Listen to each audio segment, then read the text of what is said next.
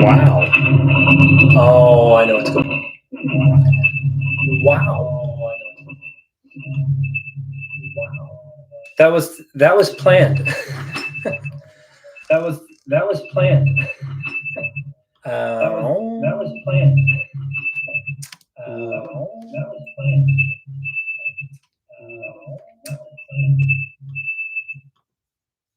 There.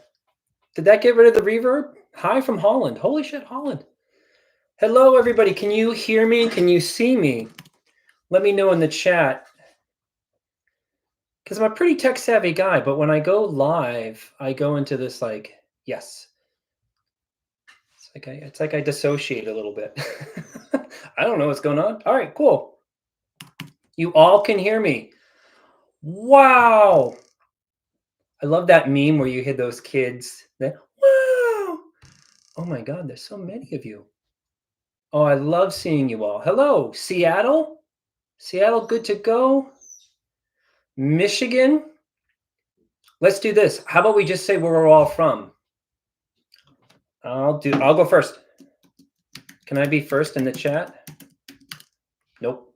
Pennsylvania, Minnesota, Denmark, Greensboro, neighbor, Seattle, Florida, New York City, wow.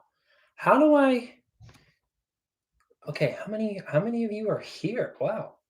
All right. Well, I love you all. And Massachusetts, hometown. Ireland, other hometown. Bath, UK. I have a friend in Bath.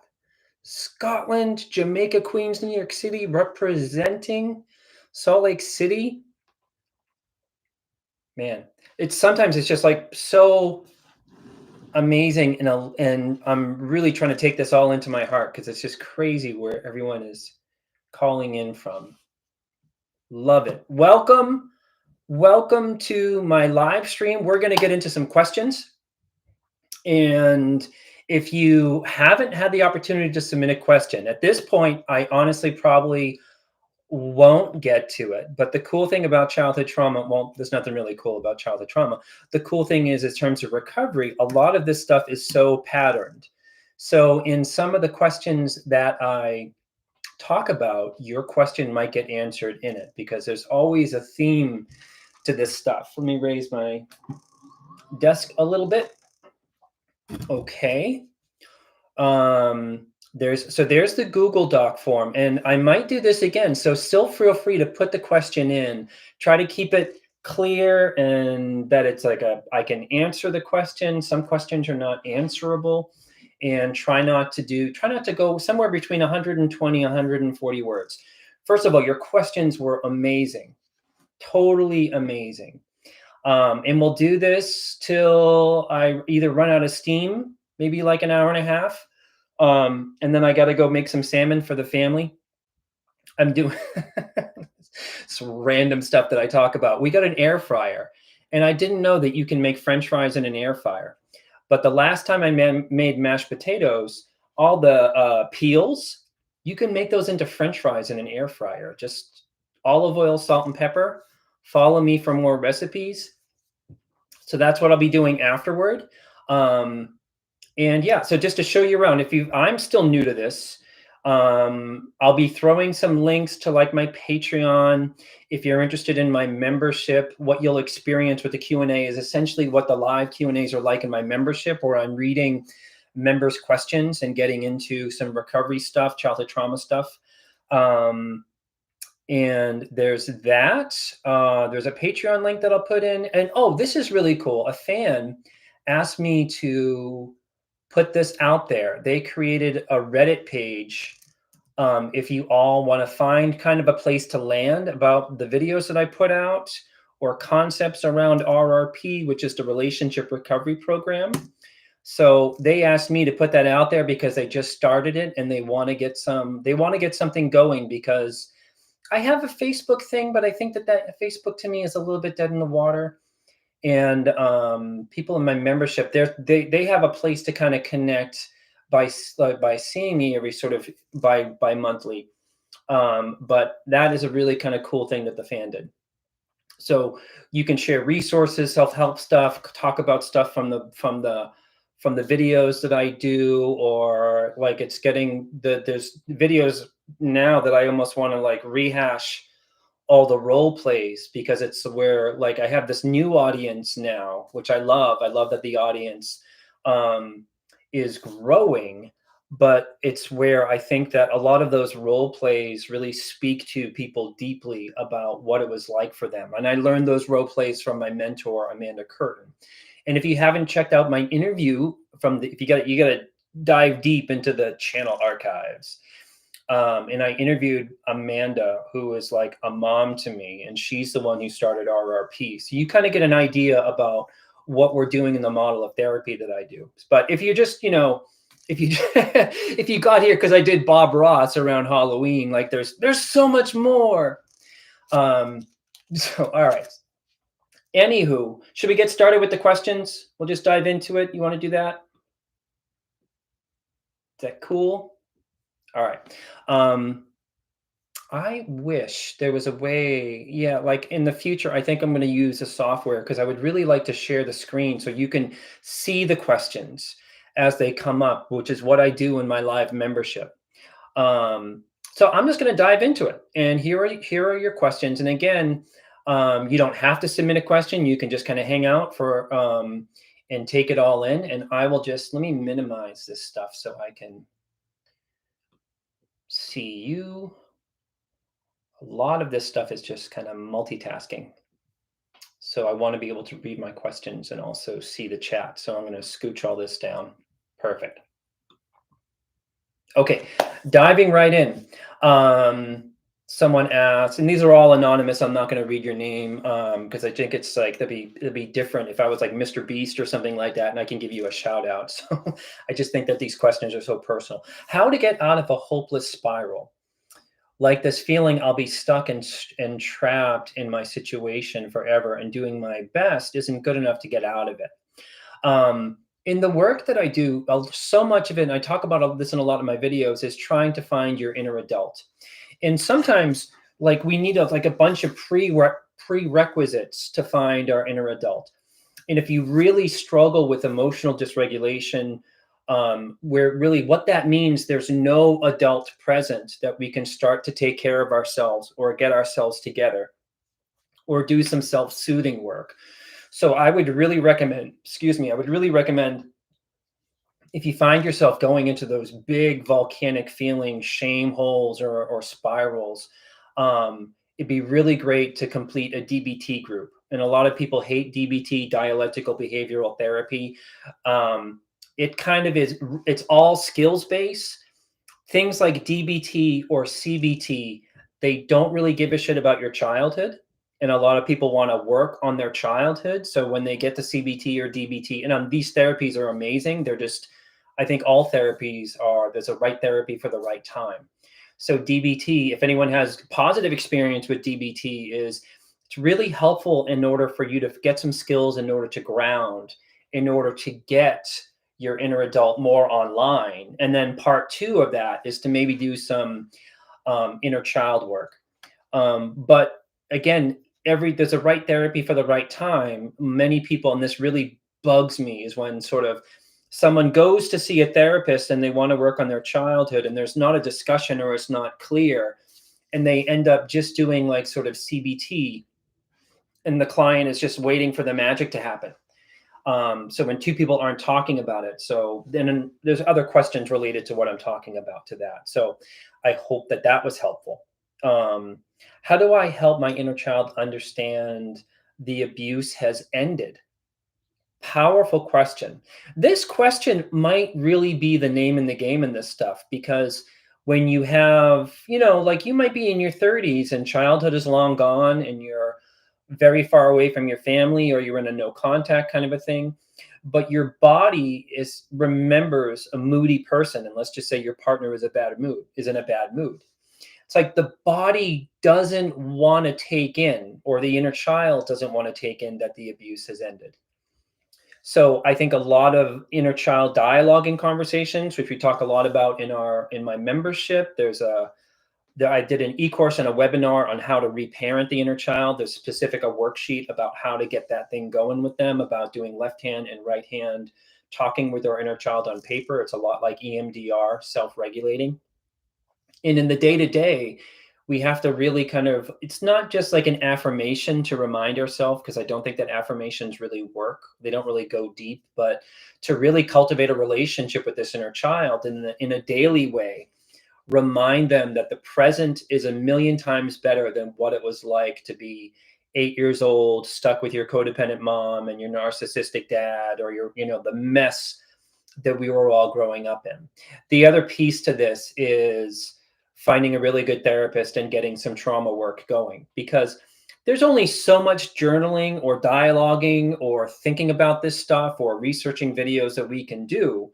Is we have to address what my mentor calls the well of kind of trauma feelings and trauma situations. That stuff needs to be drained with a good childhood trauma therapist, if you're lucky enough to kind of find one, or find a therapist that like is skilled in that place. Okay.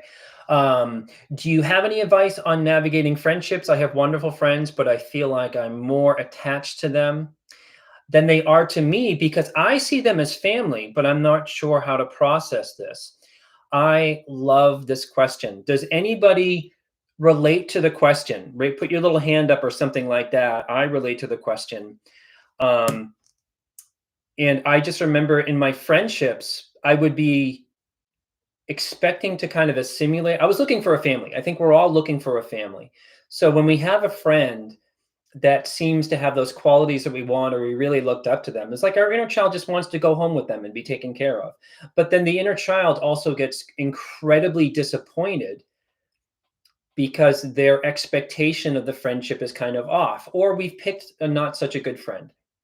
So many of us, I've done that with bosses. I've done that with friendships. I've done that with coworkers, of just wanting to find myself in a little bit of family.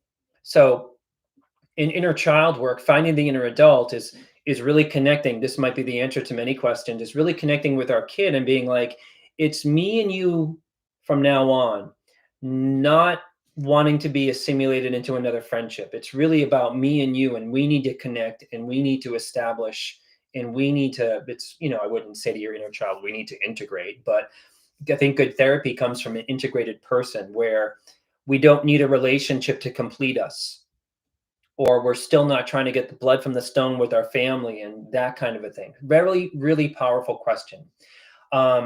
So to come back to it is, but I feel I'm more attached to them. The friend is usually just thinking friendship, but again, our inner child is thinking rescue, or finally having a family.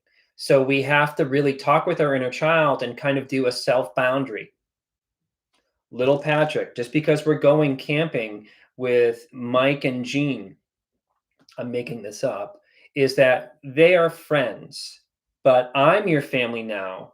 And we're not going to seek that kind of family kind of connection, because it's a little bit of a setup for the friends, and it's a little bit set up for you. Like, it's not going to go well if we have that kind of, I'm not saying the person has had huge expectations, but that's usually how this stuff goes. Moving on. These questions are really great. My adult daughter, 31 years old, has recently started couples therapy with her husband. Discussed with me last weekend her childhood trauma of thinking she needed to mother me due to me being single as she grew up. We are trying to figure out what happened and how can we heal from that. What can I do to support her and myself? Thank you so much for your time. Really powerful question. I think, the single parent dynamic kind of a thing is, children are very smart, and children are really in tune with the parents' emotions. And being a single parent, I don't know how single parents do it. Like, what to validate, I'm not trying to be crass here, but what an utter shit show, because of you're trying to manage it all. And I think that just very innocently, our children might see a struggling mom or dad and put their needs away, or put their feelings away, or just try to show up for that parent. So I think, what can I do to support her and myself is go to therapy.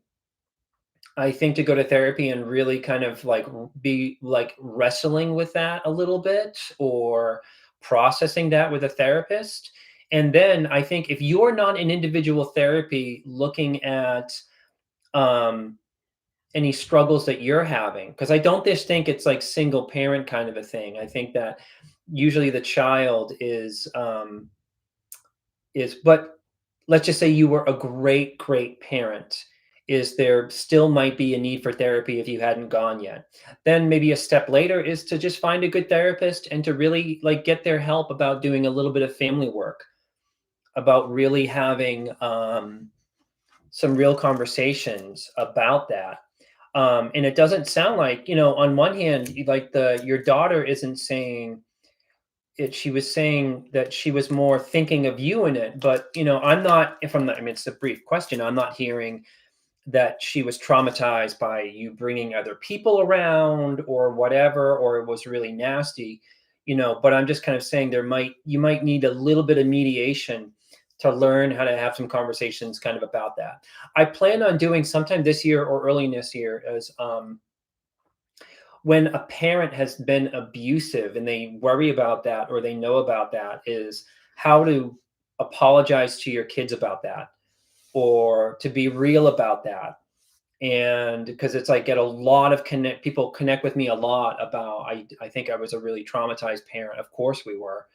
And I think I've done some damage. But I will say this, my favorite thing about these questions is that question and showing up to this thing is something that my mother or father would never do, because those two people had a lot of willful ignorance. So I just love that people are like, "Oh, how did I do?" As opposed to my parents that were like, "Oh, you were fine." Raise your hand if you had a parent out there like, you were there, but every family's dysfunctional. You're like, you went to school, like sort of like, I was only addicted to drugs for a couple of years, just totally minimizing. So very powerful question there. Hello, I wondered if you think EMDR is a good option. Wow, there's a lot of hands. That's why we're here. None of us would be here if we got a sincere apology. That's really kind of all you need, or ownership, or some self accountability. It just, and that, like, the thing about my parents is, I think, like, my mom especially, she thinks she's gonna die if she admits fault. I literally think my mom is terrified and so shame-based that she defends it tooth and nail. That's a little bit, a lot, not a little bit. That's a lot what's going into cluster B. Thank you very much, Stealth Warrior, for that. Let's see. Hello, I was just wondering if you think EMDR is a good option. I've tried it, but didn't get far. Felt like my brain was protecting me and I couldn't access what I needed to work on. Really great question. I've done some EMDR with a therapist. I think it's a wonderful therapy, but there's an amazing psychiatrist, guy named Irvin Yalom. And he wrote this huge treatise on group psychotherapy, which is, if there's a therapist in training here, Yalom says that, to answer this question, I think, is that, and he's like the Freud of our era, kind of. He's like, not. I mean, I have issues with Freud. I don't mean to put him on a pedestal in that way, but amazing, amazing writer, amazing clinician. And he says mostly that therapy is focused. What makes successful therapy is the relationship with the therapist more than the model. So EMDR, I think in itself, is an amazing therapy. But when you say it didn't really, you might have been protected or, that kind of a thing. Like, I think it would be hard for me to jump in and do 5 sessions of EMDR and not really be connected with the therapist. So that might be something to kind of look into, or you just might not be kind of ready yet. You just might sort of, like, if you have a really big protector part, IFS is all about protector parts. And when I say check out these therapies, I don't just mean pop in there for 3 sessions and see what they can do for you. It's just like most of this stuff we are, I think in our society right now, it's like I'm on this instant screen and people have instant access to me. But our society is also looking for instant fixes. My first round of therapy, I was in a group therapy for 4 years, going to weekly group and weekly individual. So, I think like what I don't like is, like for people to kind of like, I did 2 months of better help. Therapy wasn't for me. You didn't really experience real therapy. You know what I mean? That's one issue. It's not long enough. The other issue is, um, there's a good therapist is like a good mechanic. There's just like amazing people who are honest and they know what they're doing and they know how to fix your shit. And then there's a whole bunch of other therapists. I'm not saying they're sketchy, but they're not as committed to the work or something like that. That's probably a bad analogy. Maybe I got to tweak that analogy a little bit. But there could be like you might have a good therapist, but they're green, that they haven't had enough kind of time in the field. Or you just might have a therapist that is just not in the right line of work. You know what I mean? But raise your hand out there. I don't want to be so negative. Raise your hand out there if you've had an amazing experience in therapy and you would swear by a therapist, because I don't want to be all doom and gloom about that. I'll raise my hand. I'm going to clap like that because I have a lot of faith in the therapist that I saw. So don't give up hope. All right. So EMDR, absolutely. You might want to give it another shot again. It might be the type of therapist you were seeing. You might, it might have been too quick. I don't know. I can't get that or you just might need to do a little bit of it's like the right therapy for the right time. I did EMDR after loads and loads of trauma work as like cleanup stuff that I struggled in terms of intimacy. All right. In a few months, I will hopefully have the ability to completely go no contact with my abusive parents, verbal, emotional, financial abuse. However, I have I have three younger siblings, 17, 13, and 9. I want to ensure that they still feel comfortable reaching out to me once they realize how toxic our parents are and still be able to have the relationship with them in the future. How can I navigate the family cutoff with the younger siblings involved? So this question comes up a lot. And if there's any kind of question that's going to rip my heart out of my chest, is this issue of when we go no contact and we're leaving somebody behind.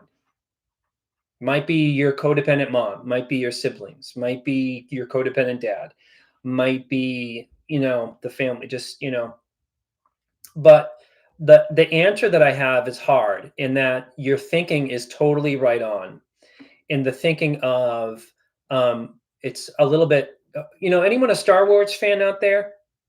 It's if you don't get, hopefully you really are, and hopefully you get this reference. I tell people that in this case, you have to be an Obi-Wan Kenobi.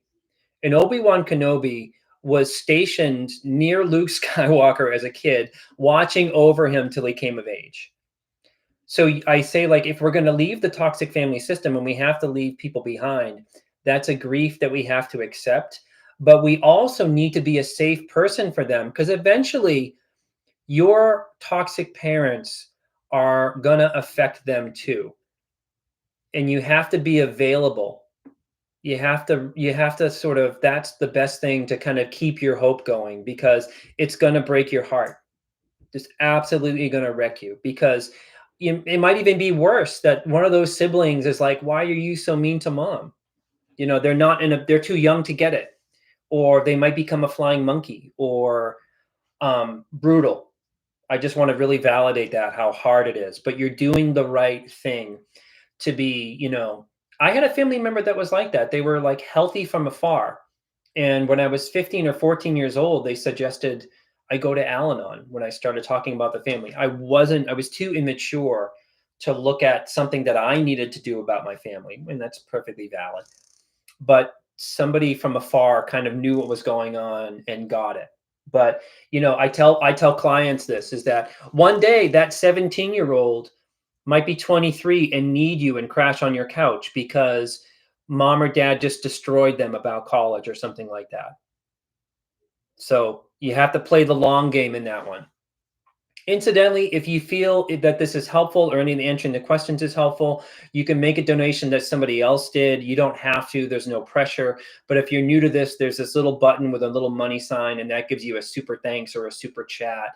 It's just like a tip jar. Like if I was playing, if I was playing piano, like, it's like, or like Lucy Psychiatry, 5 cents. If I was playing piano and there's a big ass brandy jar on the piano and we were all drunks, that's That's how that would go. Or totally not, and just sort of hang out, and there's no pressure at all to donate. It just helps the channel. Um, all right. If a toxic parent is willing to change, thank you very much, Jeanette. Where can you go to have therapy together? Does this exist? Yeah, there's family therapy. Family therapists, they're kind of like tricky. They're tricky to find. They are, got to find a good one. But if the parent is toxic, and maybe it's just your word of that, it's just if they're willing to change, I would just say be careful, because sometimes willing to change might be a lip service. Sometimes willing to change can be like, yeah, I'll go to family therapy, and that'll be great, because then the family therapist will see how much of an asshole you are, and they'll prove me right. But that might be their agenda in the background. So just be careful, you know what I mean? But if it'd be different if we had a parent that like really wanted to, that they felt guilty, that they wanted to own something. And coming back to that video that I want to do that I mentioned, my advice for a parent about going to family therapy to talk about how their child might have experienced abuse at their hand, or something like, let's just say it's almost something like classic childhood trauma stuff. Raise your hand if this happened to you. There's a divorce, and then mom or dad takes in a nasty step parent. Way too soon, way too nasty, just like not a safe person. And the parent is checked out from it. And then years later, they decide to go to family therapy to talk to dad about the stepmom that he's now divorced. And my advice for that stepdad would be, don't explain that you were lonely. Don't explain that you were going through a hard time and you just wanted a partner in your life. Don't, you know what I mean? You just, like, for the parent, I think that it's on the parent to be, I'm not saying they self-flog, because that's just another way to get out of it.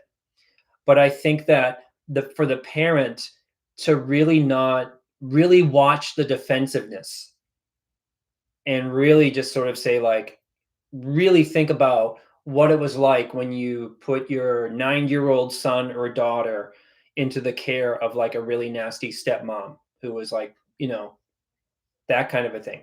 Ownership, accountability, watch the defensiveness. Don't explain that you were lonely and blah blah blah blah blah, and you didn't catch the thing, and that kind of a thing. There's that. How long does this process of healing your inner child take? I put this question up here. I appreciate the question, but it's kind of like it takes as long as it takes. And sometimes I'm not saying this question is annoying. There's someone years ago when I started my practice, um, someone left me a voicemail, and it was like, hey, I found out I have a sex addiction. How many sessions would it take you to clear that up? 10, 5, or something like that? And we can be overly concrete about how therapy works.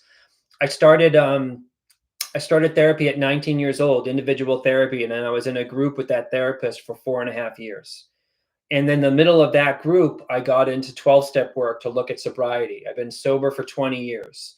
I spent 4 years in that group. I did a year-long couples group with my wife, with the same therapist, sprinkled with some individual work. Then I did a present focus group of another 3 years. So I've had a long process. If you can find a quicker therapy, more power to you. You know what I mean? It'd be amazing. But how long does this process of healing your inner child take? I don't know. The 4 years of weekly group and weekly individual just brought me up to sea level from the ages of 19 to about 23. And what I mean by that, sea level, and I was with a great therapist. That's another piece to this puzzle, is that the therapy was effective. But bringing me up to sea level, when I got out of that therapy, I had some self-love, and I just felt like I was just at even keel with everybody else on the planet, instead of just treading water like I was a bad person and shame. So I really wish it was just kind of like I could just sort of say, like 36 months, and just do this, blah, blah, blah, blah, blah. You know, I really wish I had a machine that I could put people in and they pay me 10 grand and then I take out their bad childhood and I implant a new childhood and they totally changes them. That'd be awesome. But unfortunately, like we're doing this kind of it's really so worth it, but it does takes a long time and it can feel like drudgery. Let's see, what's the difference between a protector? This is more of an IFS question. What's the difference between a protector and an internal aggressor? The intrusive voice that tells you you're stupid, weak, deserve bad things happening to you, some context.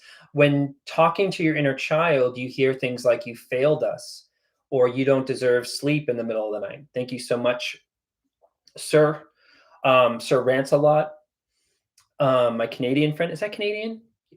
I don't know. Let's see. This is another video that's coming up and it's planned. Is the inner child, when you start talking to your inner child, who out there struggles with self-hate? Oh, you fucked that up again, or like, you know, this feedback loop of negativity. When your inner adult shows up for the inner child has never had a good experience with an adult. And then this is complicated. The inner adult starts projecting onto the parent part of you and is like, you suck. You're not safe. You didn't make the bed this morning like you said you were gonna. You canceled therapy 2 weeks ago. You didn't fucking ask for a raise. You know, that kind of a thing. So this is what that video that's upcoming is going to be about. Is our inner adult has to set a boundary with the inner child and kind of clear the air. It's okay. It's not okay for you to talk to me like that. It's not okay to say that sort of, I failed you. You're confusing me with mom and dad. I'm the one that's going to therapy. I'm the one that goes to these live streams. I'm the one that, you know, like that kind of a thing. And you got to let me be a beginner. My mentor has this beautiful analogy is that with the inner child, your inner adult is like a foster care parent. And that foster care parent is taking in a very traumatized child. Foster care parent knows the history, but first week of that foster care kid coming in, their experiences is that adults are assholes, adults are not safe, you know? And then the kid is just like in the foster care setting, it's like, you know, you buy fucking generic Cheerios, you dress goofy, you know what I mean? Just like sort of keeping a lot of distance, keeping a lot of contempt going. And all it means is that all of that vitriol should be aimed at your parents, not at you, because you're safe enough for the inner child to go there. So it's a complex kind of a thing. It's just like the difficult inner child. You know, little Patrick, we're really going to try to this weekend to rest and not overwork and not smoke too many cigarettes. This is back when I was, you know, like sort of like where I'm really going to try. You know what I mean? Like, oh, and my kid would be like, whatever, loser. You're not going to do those things. You're just a bullshitter. It's my inner child never trusting the integrity of an adult. So I'm really looking forward to that video. It's just a complex video because there's going to be role plays and that kind of a thing. So there's that. I really love these questions. What can I do to break my addiction to an unhealthy relationship? First step is read Melody Beattie's Codependent No More. Classic book, Codependent No More. Melody Beattie. That's the first start. You could check out Al-Anon. You could check out my videos on codependency, breaking the addiction to anything, getting out of a bad job. I'm all about this idea right now is we have to trade one discomfort for another. You're in an unhealthy relationship where your needs are not met, they're unavailable, there's constant fighting or whatever that mess is. But the inner child thinks it's better than being alone, or you feel like you can't do any better. So we have to choose loneliness and the rupture of leaving. Pick your poison, right? But the thing that we're picking, the poison that we're picking is, you know, to get out of it is a shorter amount of suffering as opposed to being in a shitty relationship for 5 years. Who's done that? How did that go? Who's in one? You know? Um, Sorry, I don't mean to be so crass or kind of goofy or funny. Like these, like I spent 3.5 years around that time in a very codependent relationship that was just sort of, it was just tough. It was just like the inner child is so used to not having anything to work with that most of us think this is the best we can do. All right. Moving on. All right, cool. A couple things. Let me just if you're interested in doing this with me twice a month, and this is my membership where you get the membership is I do a live thing like this, just like this twice a month. Um, and that's with it's like a live Zoom call. So everyone's sort of on the screen.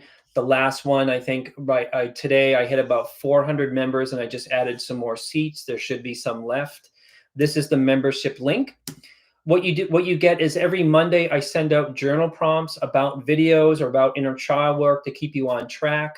We meet twice a month on Zoom on Wednesdays. It rotates either at noon my time or 7 my time. I'm in Eastern Standard.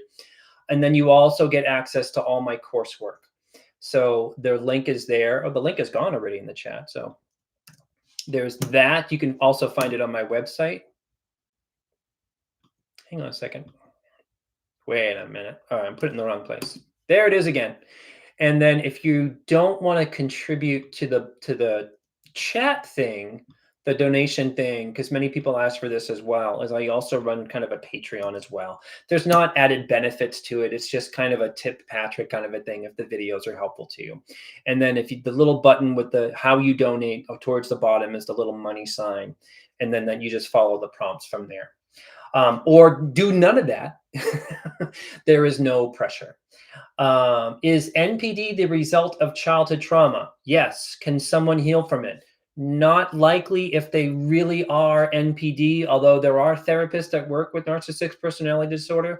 It's not good for us to demonize them, but it is good for us to realize how much damage comes from them. And do they have a bottom of some sort? Do they hit bottom? I would say no, because it may always be method acting and it may never be a sincere hitting of a bottom. When a narcissist takes a hit, is they're more looking at how the world might have done them wrong. And by narcissist, I mean someone who is, narcissistic personality disordered. If they took an MMPI test, that they would sort of like check all the boxes for that. Also, let's also be clear that trauma survivors and narcissists, their symptoms overlap. Someone with c-ptsd can be just as much of an asshole as a narcissist. The difference is whether out of the two of them, who can have insight. So it's it's the narcissistic thing that we're so focused on, because it's like we're trying to recover from that with parents.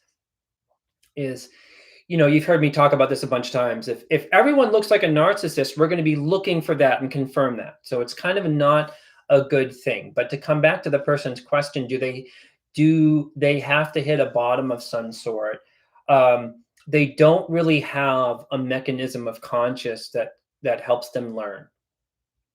So when the second divorce happens for the narcissist, it's more about how the partner was just so difficult or whatever. They don't look at themselves as just kind of like, gee, I'm just a pattern here. You know what I mean? Or why they would, if they had a working conscience or a surveillance camera in their psyche, that's what's hard about that is, it's just sad, because my dad had NPD. My dad had a worse childhood than I did. And I just think it kind of broke him to some level. He was also he became a perpetrator. But when I look at the chain of events or the math, just horrendous. I just think kids who become that, they put something away that they never get back. So really, really hard stuff. Hi, Patrick. I'm trying to convince my fiance. I like this question. You might not like my answer, but I like this question. I'm trying to convince my fiance into dealing with her childhood trauma issues by watching your videos. but she is strongly refusing. She has heavy childhood trauma about her mom in particular, who chased her with a knife when she was 13, for example. About me, I'm pretty sure I'm highly sensitive, dealing with my own trauma regarding shame. Thanks for all you do. How can I get her to start addressing her trauma seriously? You don't. And I really appreciate the question. I'm saying this from personal experience. I spent most of my early recovery trying to change people to get them to look at their trauma. And I had to do a really deep dive and look at, I was trying to fix my mother still through other people.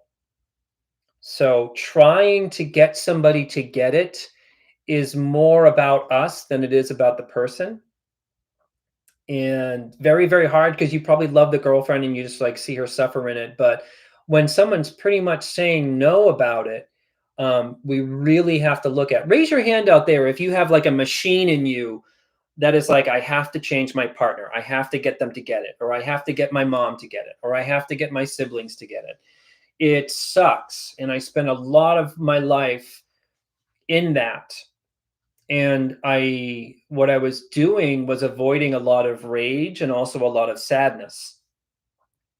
So if you can, I would recommend Al-Anon, and to just, it's almost like being in a relationship with a drinker where you have to kind of let them hit bottom. And in 12-step, you don't have to, you can have big, nasty feelings about 12-step, which I totally get. But in 12-step, I learned attraction versus promotion. I'll say that again because I was yawning. Attraction as opposed to promotion. And just, just kind of be your best self. And I wouldn't go there with her. And if she kind of comes around to it, but if you're forcing it, if you're forcing the conversation a lot, like, you're codependent when you're like bringing home self-help books, like if you're if you put like the body keeps the score in someone's Amazon cart, hint, hint, you got to do some of your own work. So I really wish I really relate to the question. I'm not trying to be hard on you, but I spent way too much time trying to get people to get it. Okay, I'm on it. What time is it? We're doing great. Are you guys doing great? 45 minutes in. We'll probably go for another 45 minutes. And yes, we'll do that. Okay, I haven't lost you. We're good. Okay. Let me see. Where was I? Okay. I am on the healing journey, and I wonder if you can comment on time and encouragement to be there on our own timeline. There are so many missed chances. Thank you so much. There are so many missed chances. Time passes us by because it takes a long time to even know there's a problem. Who you could have been. So this question is around grief, everyone. For some of us who are still struggling to get stable, like the basics, like housing, it can be difficult to interact with peers. Absolutely. I think that the question is around how do we deal with, like this. I have a lot of questions of people saying, like, thank you for that video. I'm 65 and I'm just waking up now to how bad. There's usually this twofold thing, that the person is just waking up to how bad their childhood was. And then the next sentence is, and I wasted 40 years in a marriage that was just horrific. And my heart breaks for that person but I'm also really inspired by that person. We wake up whenever you wake up. And, it's really, really hard, but I would say, even for someone who wakes up, I've had clients in their 70s that wake up and realize they need to do some work on themselves, and they have different things. They're in a different stage of life that they want to reclaim. But it's always a gift to kind of really realize that it wasn't you, it's what you went through growing up. That's a beautiful thing. But it does, to be real about it, is we lose a lot of time to our trauma. Someone on this call, they might have spent 25 years in a marriage with someone who is just completely difficult and abusive and whatever, and you can't get those 25 years back. So how I reframe it in terms of your processing, if a client was struggling with that, is I would say to the client, you were really set up to pick a partner who really replicated your parents. and you lost all that time. And I think we just need to be real with all that and grieve that. Because I don't want to say, like, plenty of fish in the sea, the sun will come out tomorrow. It would make me a shitty therapist. We have to, like, we have to kind of reconcile with that lost time. That's just in our adulthood. What about our first 18 years of life? Reconciling the loss of sibling connections or normal development, or reconciling the loss of, like, your best friend that you had in grammar school and you just moved one day and you never saw them again because, like, the parents didn't give a shit about having a goodbye process. Now parenting is totally different. We moved a year ago. My son still has connections with friends because the adults have cultivated them, and we also have technology now that he can still play Minecraft with his best bud. He doesn't get to see them in person, but it's different, you know? That might have been a little bit rambly, but I hope that that made sense. So there's a lot of loss when it comes to this stuff. It's good to wake up, but we need to be real with how much time we've lost. And lastly, is the person saying, it's really, I want to be real about this too. For some of us who are still struggling to get stable and basics like housing, I just want to honor and validate that sometimes because of our trauma or because of being a human, that life just kicks the shit out of us. But when we don't grow up in safety, it just makes that quality of being human worse. So it is very difficult when you're in the middle of trying to get stable housing and that kind of a thing, and go have coffee with a friend who is married and with kids in an apartment or whatever. Really hard. I've been no contact with my family for almost 2 years. I want to write a letter to my family members outside of the nuclear family who treated me poorly, not to attack them, but to explain how they affected me and to reclaim some internal dignity. Is this a bad idea? I wouldn't say it's a bad idea. I would just tweak it to don't send that letter and find a good therapist. Write the letter, but read it to empty chairs in front of a witness. Because that extended family, you might shame yourself because they're not going to get it. You know what I mean? Or they, I just think that the inner child, we can often look to extended family and sort of be like, well, where were you in all that? You know what I mean? Like, you were my dad's sister and you knew how crappy he was, but you were never really real about it or whatever. Does anyone relate to what I'm saying? Like, but sending the letter and putting it out there is, here's the best way to answer this question about these letters. Inner children assume that the family is going to read the letter and totally get it. It's a bit like a fantasy. It's usually the culprit behind this kind of a thing. Like, they're going to get that letter and open it up. Like, if they weren't protective, or if they didn't do the right thing, or they at least weren't real with you, maybe I'm reading too much into the question, but they treated you poorly. What changed then? And they're not, you're not connected with them sort of anyway. But so I would really just recommend setting up 4 chairs in a therapy room, and that's like Aunt Trudy and your Uncle Tom and blah blah blah blah blah, and you can really let them have it and tell the truth that way. What's cool about that is that the unconscious doesn't know that it's not real. You might get some closure, or you might feel empowered, or you might tell the truth.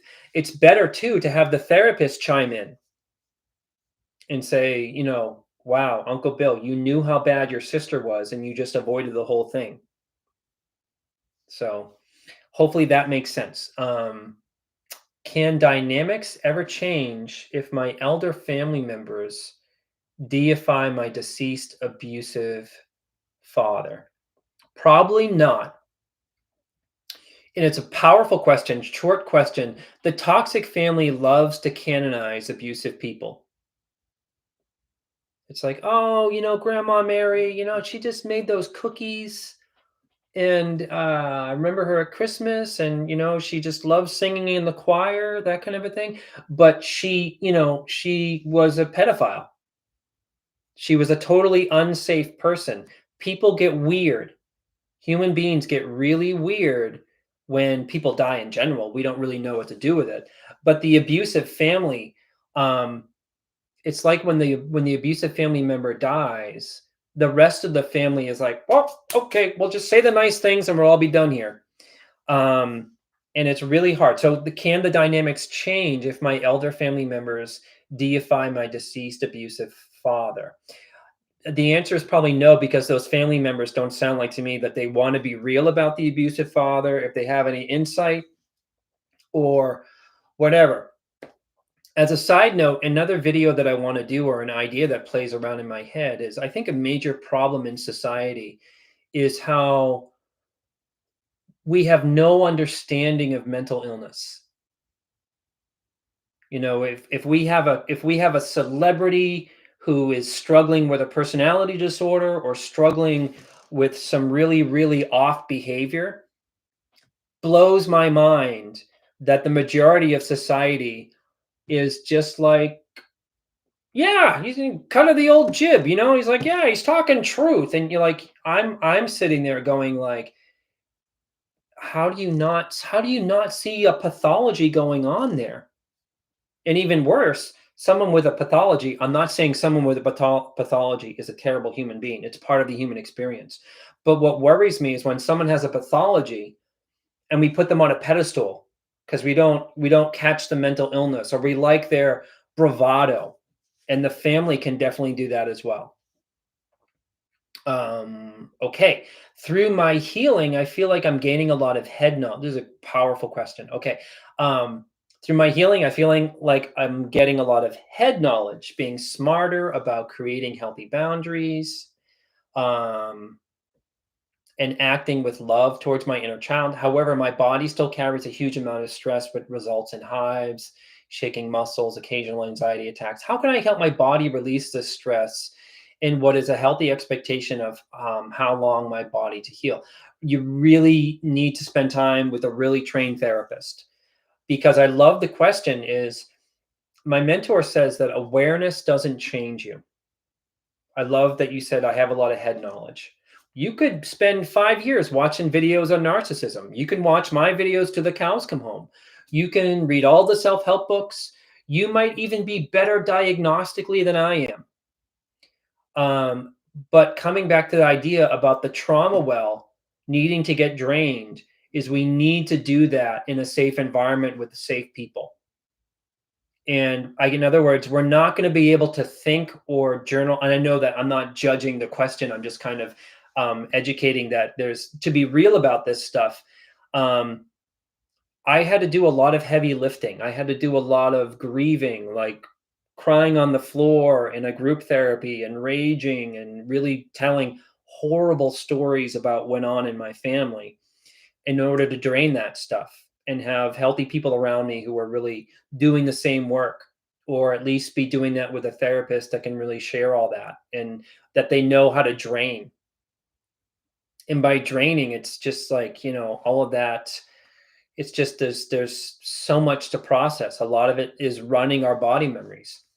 So, like, in other words, we can be dissociated in our head and logically get that our mother was super codependent and didn't protect us.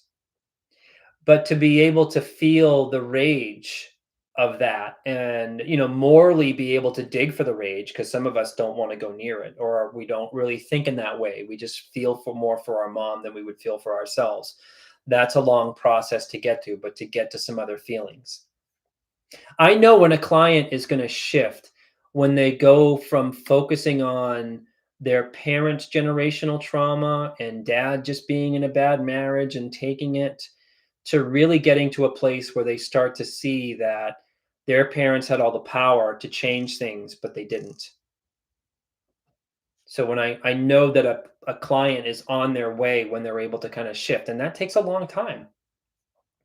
Um, Let's see. When do you know it's time to put yourself back on the dating world after facing childhood trauma? Great question. And this is a hard list, like the bar is high.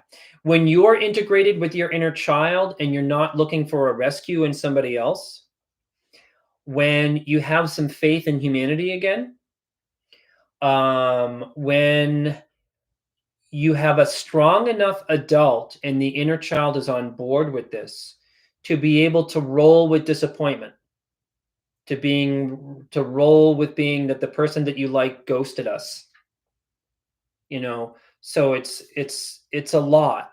um and I think it's also too, like, some of us are, there's usually polarized experience with childhood trauma. Raise your hand out there if you're like, I'm never gonna date again. Dating is dead to me. I'd rather, you know what I mean, like, eat hot lead than ever put myself on the mind. Like, people are dead to me.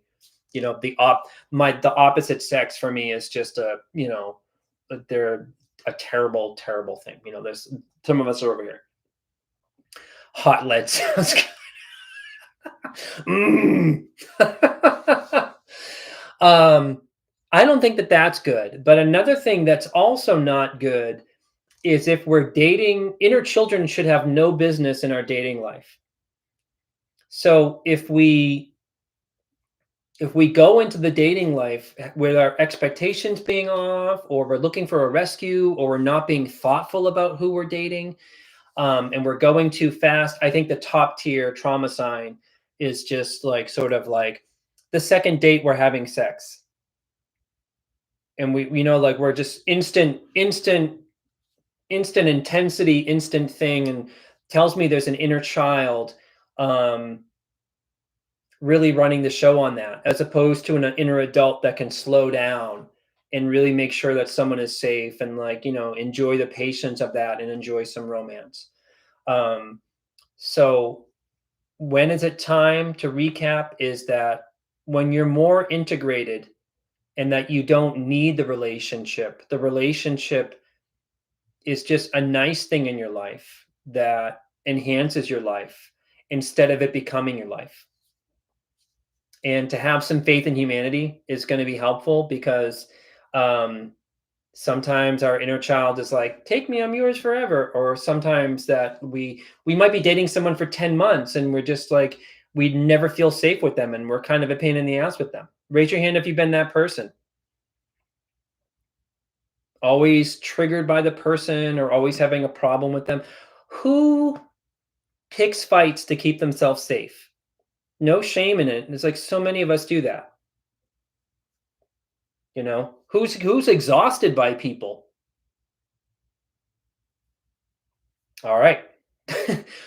Yay. You know, not very positive. I just want to be real about this stuff. Just the biggest takeaway with all this stuff is just like, it's so common.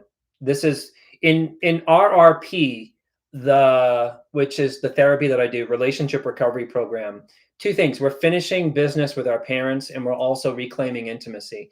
And reclaiming intimacy is being able to just tolerate being with someone and being vulnerable and growing with someone. It's like the final frontier. It takes a lot of work to get there. If you're going to date, please date someone who is psych-minded. And I don't mean that they have to read self-help books. Psych-minded meaning that they know how they can be fucked up a little bit. They can own that. They can be empathic. Not gonna be perfect, but if you're dating someone who is just like, you know, they don't do conflict, they it's a bit like the dismissive avoidant attachment style. They think there should be no problems, and it's like really, really difficult. They're kind of really shut down and siloed, like someone who isn't curious about their emotions. That's the best way to kind of like say, emotionally intelligent, you know. And again, it's not going to be perfect, but oh, all right. um in relationships, where was I? Okay, we're doing great. In relationships, I very often find my speaking to what we just said about picking fights. I wonder if I put them in sequence. I often find myself in power struggles. How do I remedy that? Spend some time looking at your family system and coming up with how the family was focused on power struggles. Did your parents exist in a power struggle? My parents, that's their marriage. And the power struggle was like, why do I always have to do the fucking dishes? Why do I have to raise all these kids? Why don't you do anything? Just like constant, you know, struggling to be the power. What's the power struggle about for them? is about being seen because their inner children are off the charts. That's what they're fighting about. Most of our triggers with our partner is going to be about being seen. So, to figure out in your family system, what are those power struggle of origins? Your parents, some sibling stuff. It's probably also going to be a power struggle of you trying to get one of your parents to see you or get it. And it's like we're going to be bringing all that stuff until we heal it. We always bring it. It's just the math of it all. We bring it to our partner.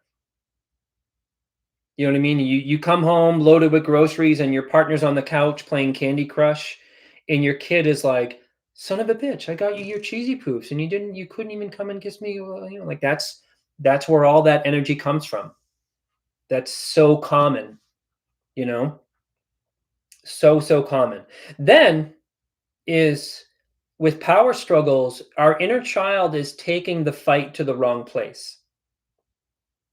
We take it to our partner when we need to be taking it with our family. And I don't mean that literally. I don't mean call your dad and say like, you never fucking saw me, you son of a bitch. You know what I mean? It was always just what I could be doing better. Really take that to a skilled therapist. Really be doing that work. We finish business in therapy, not directly with our family, because that's never going to go well. Those folks aren't great at conflict or owning anything, and that's why that's why we're here. How we doing on time? Cool. I got about maybe another 27 minutes to be exact. Let's see. So coming back to the power struggles, figure out what the power struggles. Give me like 5 explicit reasons. 27.86 seconds. Explicit power struggles from childhood, and then working out with really, if you want to, a good exercise is power struggles. Let's say it's with a coworker or your partner or whatever. Write out what you really want to say. Rant a little bit in an email to yourself and save it as a draft or whatever. Come back to it an hour later. And then with new eyes, think about, is any of that content, could you be saying the same thing to your parents? You make it about you. You never see what I do. You always fucking change plans at the last minute. That's what I mean. To see, because it's like power struggles we're also projecting. Where was I? You said the goal of trauma recovery is finishing unfinished business and reclaim intimacy. Does one usually come before the other? They kind of go hand in hand. Doing a genogram, a letter to a bad parent, really spending time thinking about our family system, learning what a healthy family system is, getting, like I said, that tipping point of being who out there is so still, is your inner child is more worried about one of your parents' emotions than your own. Anyone out there in that place? It's very common. And finishing business is to start to look at, wait a minute, you were the parent. What about what happened to me and all that? I'm really asking clients to like jump in a pool when they can't swim about this issue, but what about your feelings? What about you? You were 10 and your mom married that awful stepdad, but you're still more focused on how she is the victim in all that. It sounds like, I'm not this direct with them. It's just, I'm much more gentle. That was my case. When I got to therapy, I had this only one narrative that my dad was an evil person and he ruined my mom's life and therefore our life. And the therapist was so good. She said, well, what about your mom's drinking? So I didn't get the therapy. I got, typical. When we get the therapy, we think it's just one parent and then we protect the other one. And that's super old because my mom asked me to protect her from the age of like 3 or 4.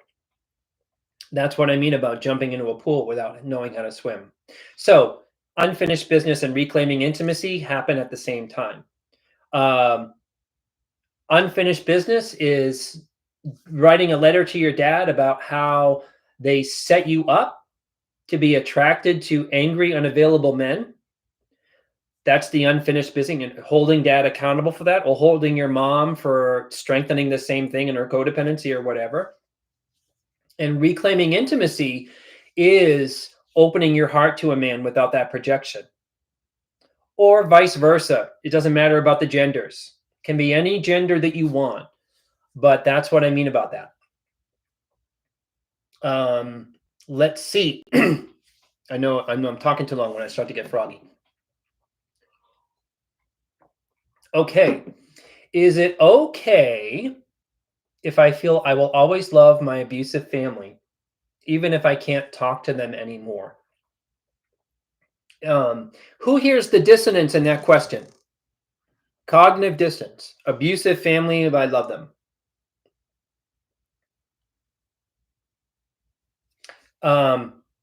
Again, it's in a way like when I got to therapy, I could say the effed up things that my mom did, but I just had such a soft spot for her. And I think it's just to, you can love them from afar. That's one thing, but I would almost want to challenge a little bit to say that the love might be, here's the best way to answer this question. When we were all children, we knew too much. And what I mean by that is when I was 5 years old, I knew too much in the way that my mom was in a bad marriage and she couldn't help herself to not show up for me. Or the equivalent of, it's just like you've heard of this term, giving them a pass. I was feeling more from my mom than anybody was sort of concerned about what her kids were going through. So I think I would almost want to reframe love. And the love for the abusive family, it just might be that you might be overly like sympathetic or empathic towards them, but that's not really love. Love is a two-way street. Really powerful question. Is there a specific way? Love this question too. Is there a specific way to ask a potential therapist if they do childhood trauma work without having to go through a whole appointment? Love it. Yes. You ask for a 10-minute phone consult. You prepare some questions that are like this. Are you trained in doing childhood trauma work, or are you just more focused on being trauma informed? And if you are trained in childhood trauma work, how do you get a client, or what do you do with a client who has family of origin trauma? What methods do you do there? Like how does it work? And I would be just like, I love the question, is there a specific way? Yes, you ask them, do you do childhood trauma work? And don't confuse trauma informed. I think I did a video on this recently. Don't confuse trauma informed for having someone who knows how to do some healing work with somebody. I would also be seeking out a therapist that only does childhood trauma work. There's a lot of therapists out there, like I do some IFS, I do some CBT, I work with troubled teens and divorced moms. There's just a lot of different things going on there.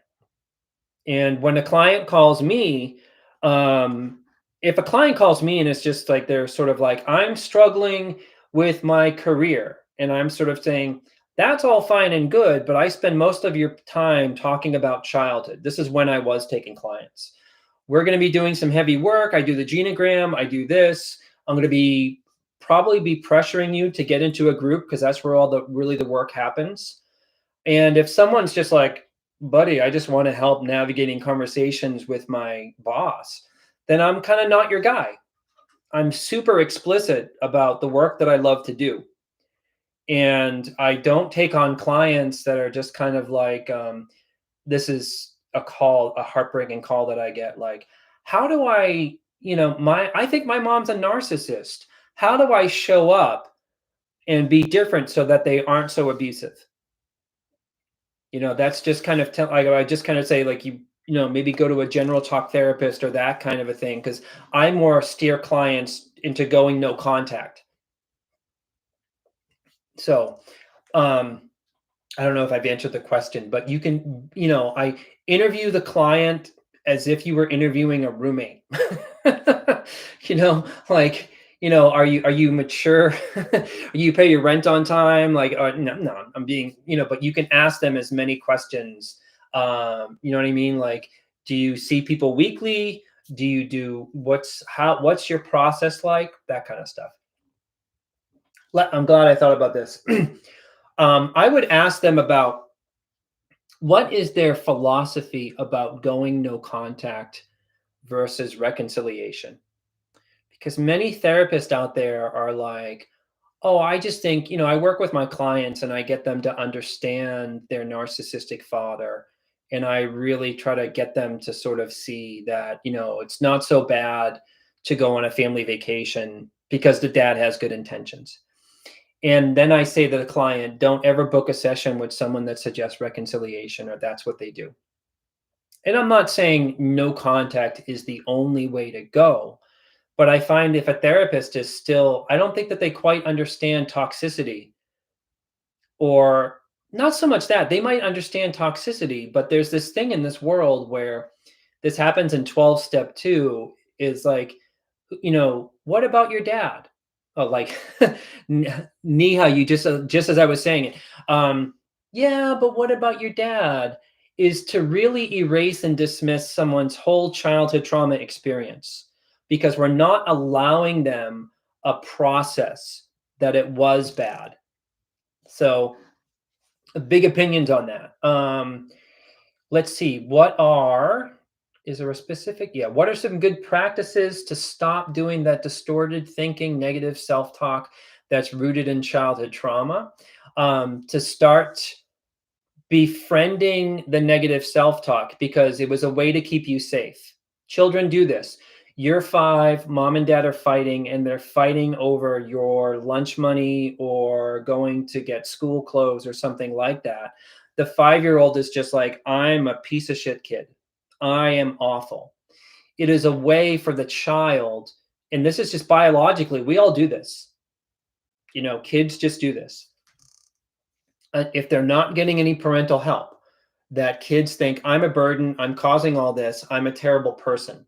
It's a way to keep themselves safe because it's too much on a little system to know that the physically abusive mom is a bad person.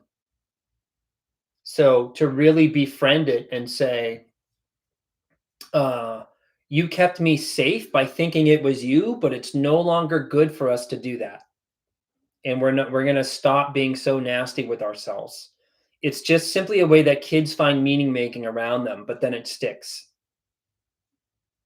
And this is a side note, is a funny thing. Life is just awkward. Sometimes let's just say you had a coworker that got fired because they were a terrible coworker, and then you see them at the mall and you end up in an elevator at the mall. And it's just awkward. And you really feel for them because they're a lot like your tragic dad. And when you get out of that elevator, the inner child might be like, oh, I was such a piece of shit that I was just, like, I wasn't, I should have been better with them. You know what I mean? I should have been so much nicer to them. I'm so awful. And if I was a therapist, I was just like, that was just awkward. Awkward doesn't mean you're bad. It's like, oh shit, there's Tim from accounting who embezzled $10,000 and got fired and got escorted out of the building. Do you know what I mean? And it's just like, you're not bad for just being caught up in that. So hopefully I answered that one. And let's see, moving on, doing good on time. And again, if any of this is helpful, there's the donation button. I got to keep remembering to do this. Here is my Patreon link. This is a way to support the channel. And if you're interested in connecting like this twice a month, and then journal prompts and e-course work that's available through my membership, that's the membership. There should be some seats left at this point. Okay, adult child of an alcoholic here with c-ptsd. Among other things, I have very minimal memories of childhood. I've started working on the ways my childhood trauma affects me as an adult, especially since beginning to parent as a parent 5 years ago. But I'm cautious about digging up the past, even if it seems wrong to not remember anything. Is it necessary or even beneficial to recover memories of a traumatic childhood? Going to answer this question in multiple ways. You have to be in a certain place. You have to be in a certain place that you want to kind of welcome a level of dysfunction, because the pain of staying stuck is a bit too great. That's one thing. So if it's, having children under 5 years old is super stressful, it can be done. You can sort of you could go to see a therapist and start to dig a little bit, but you do have to be in a certain place. I think it comes from a place when we're all like, it's sometimes for most of us, probably all of us, it gets to be so bad that it's like we hit bottom with it and we're just willing to do something about it. That's one piece. Do you need the memories? Is it necessary or even beneficial to try to recover memories? Recovering memories isn't exactly the goal, but doing a genogram with somebody, doing the family rules, these are e-courses on my website, doing the Children's Bill of Rights, going to individual therapy with a therapist that gets it. The more you talk about your childhood, the more childhood becomes real to you, and the more memories kind of do pop up and come back. When someone says, I don't remember childhood, I think that they're looking for, I don't have a crystal clear timeline of everything happened, because I checked out, and I need that timeline in order to process my childhood trauma, so I'm kind of fucked. When that's not true. Is we usually have these fragmented chunks, and with a client, I might work with them and say, okay, who was your fourth grade teacher? Oh, that was Mrs. Johnson. And was that pre or after the divorce? And that was like probably like right around the divorce. And then they might offer something like, oh yeah, and then the fifth grade, I remember like the teacher kind of making fun of me because I came in with dirty clothes. And it's those conversations that we get this bigger story. And I'm sorry if that example was hard. That's a very common kind of example. And it takes me about a year to get to know somebody. And I've had a client who they started the work, they always struggle with their memory. They were like, I don't know if I remember. And then the more work that they did, they would come in like year 2.5 and they'd be like, I remember the thing that my mother did when I was 17 that was really sexually off.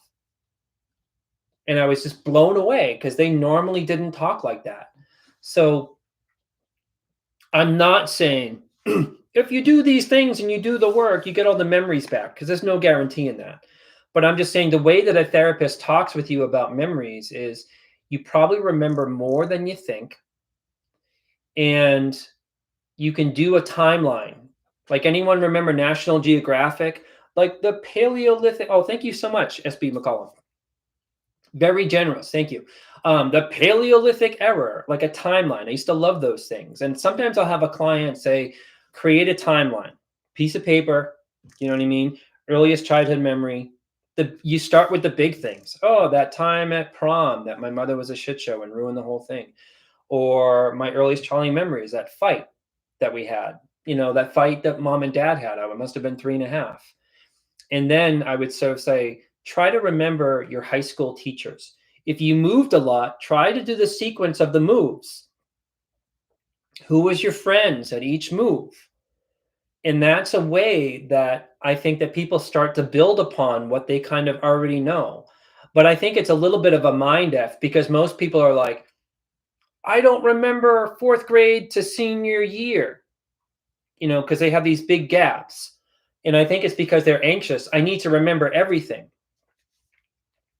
in order for me to process my trauma. And then I might say, okay, what middle school did you go to? Eastwood Elementary, blah, blah, blah, blah, blah. And I'm saying, you remember stuff. You're just kind of thinking about it in the wrong way. Okay, how we doing on time? We got a good 10 minutes. Let's see. When participating in an RRP group, would you recommend individual counseling as well on the side if the person has already done a lot of healing work and trauma-informed individual therapy prior to group? Bi-weekly, it's like sort of the magic combination is group and individual therapy. because you need the support from individual therapy of what goes on in group. But if you've already done a lot of work, and you're not so emotionally dysregulated and you've had a good history of stuff, it may not fully be necessary. But I have, if I have a client in one of my groups and I don't see them in individual, once every 2 to 3 months, I might do a 10 or 15-minute check-in, kind of by phone. But to answer the question, I really think that it's more powerful to do individual work while you're doing the group work. And bi-weekly is perfectly fine or once a month is perfectly fine if you've already had a lot of recovery. Okay. Do you have, and I'm sorry, but I'm not probably going to be able, I got so many questions, which I love. If I do this again, I might piggyback the questions. So it's not totally lost. Let's see. Where was I? Do you have any tips about thinking about going no contact with my family and not getting stuck in a downward spiral? Hang on, let me read that again. Do you have any tips on thinking about my no contact family and not getting stuck in a downward spiral? I get stuck for days, if not weeks, in a cycle of checking their social media, obsessing about the past, and self-hate and guilt for leaving the system. Thank you so much, Kim. The tip is, it's more about insight, is I would try to get my inner adult in place, or to be thinking about that concept, because your inner child still thinks that they have a family and that they're now exiled from. And the adult has gone no contact, but it's a little bit like this came up in, if you check out an e-course that I did on navigating going no contact or something like that, I talk about this thing. If we go no contact without really doing any therapy work after, we get stuck. And life might be better because it's, you don't get those nasty phone calls from your narcissistic mom or whatever, or the sadness of it all, or the stuckness. But going no contact is just step one. Step two is reparenting our inner child and undoing the brainwashing. And it's sad, and we have to reframe. It's very lonely and it's sad, and we have to grieve. It's sort of like, you're grieving the family you got, but we should be grieving the family that we didn't get. So it's a powerful question. And I think that it's telling me that the person's inner child still is holding out for the potential of that family, and still has magical thinking about maybe how bad it was. When we are more healed, the inner child, not the inner adult, the inner child is like, oh, fuck that. I don't want to do that again. So that's a different vibe coming from the inner child that takes a long time. I know someone's really in an advanced stage of healing when their inner child can say, I was not a bad kid at all. All of that was unnecessary, and my family's really not safe. They're really kind of a pain in the ass. But usually we start off, this was true for me, of just grieving and missing and trying again and, wishful thinking. Hopefully, I swear a lot. It's just, I hope I hope many of you enjoy it. I just enjoy swearing. It's like exclamation points. All right. So there's that one, I think. Oh, the person addressed self-hate and guilt for leaving the system. And then that's what I mean by magical thinking. If you went no contact and you have self-hate and guilt for doing it, it's telling you that your inner child is still thinking that you were the problem in it, and your inner child needs help from your inner adult about that. Okay. Hi, Patrick. What are the best ways to increase self-worth, particularly if eating disorders are your main trauma symptom? To really look at the whole family system, like with a genogram or something like that, and start to ask yourself, how are you different from your family system, and can you celebrate that? Self-worth can start there, where for example, my parents were kind of fuck ups. They paid their bills late. They were really poor money managers, and my self-esteem and self-work self-worth got built by doing esteemable acts like paying my bills on time, that kind of a thing. And it might be different for you about the eating disorder kind of a thing. It's just, I would say to self-worth is that whether it's an eating disorder or if you became an addict like I did, to look at and start doing some journaling or reframing about how you were set up for the eating disorder. I'm not saying go be resentful. I'm just go look at the math. You were in a lot of pain and eating disorder, maybe a place. I'm not an expert in eating disorders. Maybe you were trying to just be more acceptable or tolerable to yourself or to the world. Um, and we need to kind of look at the symptom as a really good strategy to deal with our family around the time. But for the addict or the person with the eating disorder, there's a lot of shame around that when we need to look at the accountability of our parents about it, as opposed to just feeling like we're the F up. Hopefully, I don't know if I've done justice to that question there, but self-worth, I think, is more about reclaiming our innocence than it is about our self-worth. Um, how do I know if abuse happened because of mental illness or a personality disorder? Well, personality disorder is mental illness. It's one thing. And how do I know if abuse happened because of mental illness or a personality disorder? Sometimes abuse happens from other complex post-traumatic stress disordered survivors. And I kind of, sometimes it's helpful in session for people to talk about a little bit diagnostically about what's going on with their parents. But I don't like to focus on it so much because when we start to explain perpetrators, it takes away from what our experience was like with the perpetrator. Does that make sense to you all? You know what I mean? Like if I sit here for a half hour and tell you everything that my dad went through or my mom went through, and we start to kind of go there, then now we've gone away from like, oh, what was it like for Patrick when he was 4? So it's just I maybe I need to know more about the question. How do I know if abuse happened? It's not so much the reason why abuse happened, is we need to just sort of say the abuse happened. In a really great book by I'm going to put it in the chat right now. Healthy Parenting. You've probably heard me talk about it a lot. By Janet Wojtitz. She starts off with a book talking about abusive family system trauma, and she starts off with the analogy that's like if you get rear-ended and you have a back injury, and the person who rear-ended you is like a no fault kind of a thing. No one's fault at all. It doesn't mean you still don't hurt or you still don't have the back injury. And I love that because we often, in the beginning of our journey, we're looking for the explanation why we were abused, as opposed to focusing on the abuse itself. And what I do, if someone had a personality disorder or someone had mental illness, is that still doesn't explain to me why someone was physically abusive to a 3-year-old or sexually abusive to a 3-year-old.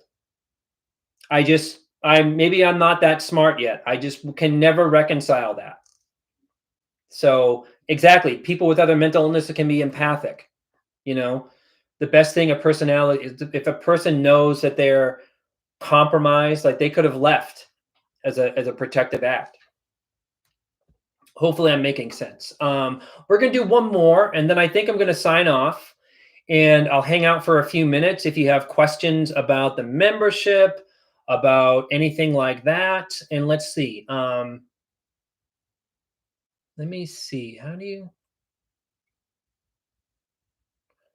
Wow. Okay. How do you begin to build a workable relationship with an estranged sibling, especially when that estrangement originated in childhood?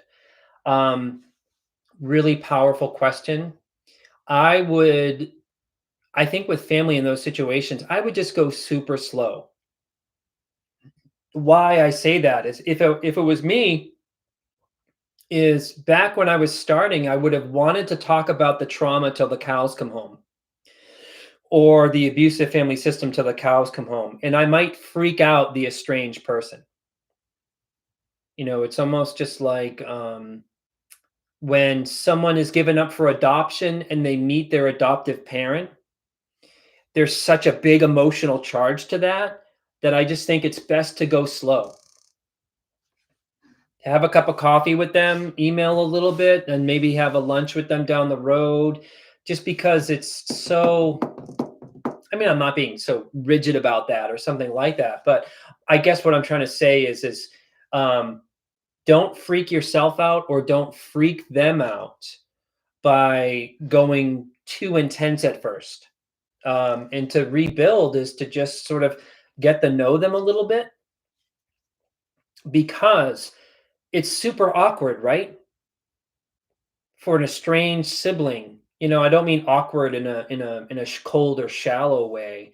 It's just like there's a big elephant in the room. Maybe I'm reading too much into the question, but that that's a powerful question. So I really have loved this. I gotta say, these questions blew my mind. And did anyone get their question answered through another question? Or something really hit you about a question that I answered that you hadn't even thought of? So cool. So that's the end of the questions, but try to read the chat a little bit. Any logistical questions about the membership, about videos, anything like that? I love you guys. Appreciate this. I gotta say, I can't see you all. I just see the chat, but I just feel so present and floored that you're all here. There's 640 of you. When did you all get here? Whoa. Love it. What's the membership? It's something that I offer. It is a community healing membership. It is you pay a monthly fee, like a recurring membership. You get you get 2 Zoom sessions, literally like a Zoom meeting. And I read questions. It's just like this. I read questions that members submit. And then towards the end, there's a little bit of like an open discussion, live Q&A. A lot of the members hang out afterward, like an after coffee. And those 2 live Zoom sessions are an hour and a half long, just like this, really. By monthly on Wednesdays. The next one is actually due to Thanksgiving. It's coming up on the 21st at noon. The one following that gets back on the Wednesday schedule. Where's my calendar? So the 21st at noon is the next one. And then the following is like the 7th. Yeah, December 7th. And that's at 7 p.m. I rotate between 12 and 7 p.m. to make sure that other people in different time zones can attend. So the 2 Zoom sessions, you get monthly journal prompts from me about the work, about inner child work, and then you get access to all my coursework. I'll put the membership thing in the chat if you want to check it out. And right now, that membership, it started in May, and right now it's just crested over to about 400 members. In the last Zoom call, there was about 100 people. But it's different than this because it's a Zoom meeting where you can have your cameras on, cameras off. It's not psychotherapy. It's way too big for that. It's really it's a life coaching event where people get to ask me, just as you asked me questions about this kind of stuff, about videos, get a little bit of guidance about therapy. And yeah, I love doing it. It's super cool. There's also, let me put that back in the chat. There's a fan came up with this Reddit page about it.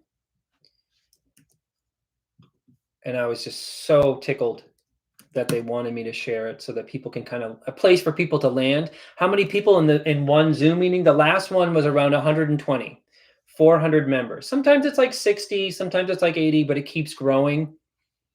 What I really love about it is that I think the biggest piece of healing is to just be with people who are on the same path, who come from the same family system. It's just really, I call it the great equalizer. When you're sitting down or you're on a call with somebody and they had a mom just like yours, narcissistic, married 3 times, nothing is ever her fault, nasty kind of a thing, and a dad who, this is all very common stuff. I'm not trying to, cast any gender a certain way. or a dad who's in that doesn't protect you kind of stuff. You know, this stuff is so patterned. And this is my Patreon. And last call, if you want to donate to help the channel, just like for like putting this thing together, you can just donate to the button there, or you can donate to the Patreon. And what else? Did I put the Reddit thing in? The chat's going so fast. Yep, there's the Reddit. There's that. Cool. Yes. And like with the membership, it's just like this, where people are submitting the questions all the time. I collect the questions and I read them.